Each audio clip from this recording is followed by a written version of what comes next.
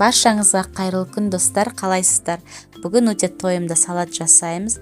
Ол үшін бізге 3 орташа картоп қажет болады. Оны суға пісіріп, жөргіден өткізіп, тарелкаларға саламыз.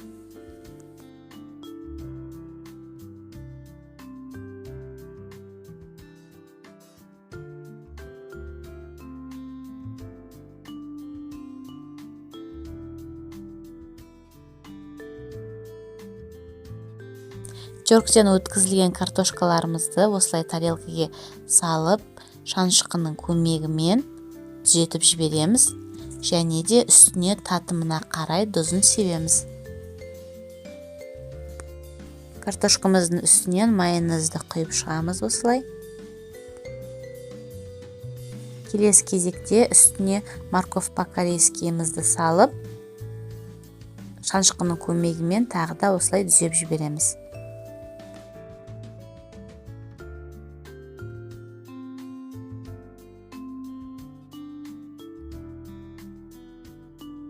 Және де міндетті түрде майонез үстіне себуді ұмытпаңыздар. Келесі кезекте қалған картошканы жөргіден өткізіп, сәбіздің үстіне саламыз. Келесі болып біздерде ұсақталған балық, яғни шпроты в масле, соны саламыз.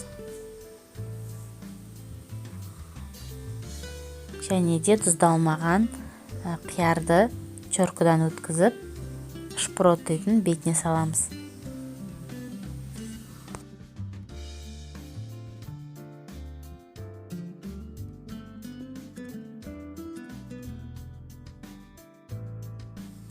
Осы слойдан кейін салатымыздың бетіне тағы да майонез жағамыз.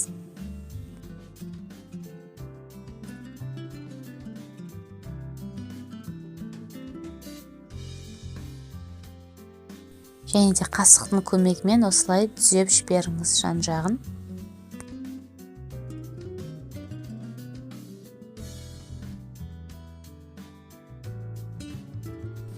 Ең соңынан піскен жұмыртқаны жөргіден өткізіп, үстіне сеуіп, майонез жағамыз. Және де әсемдік үшін аскөкпен безендіріп жіберуге болады.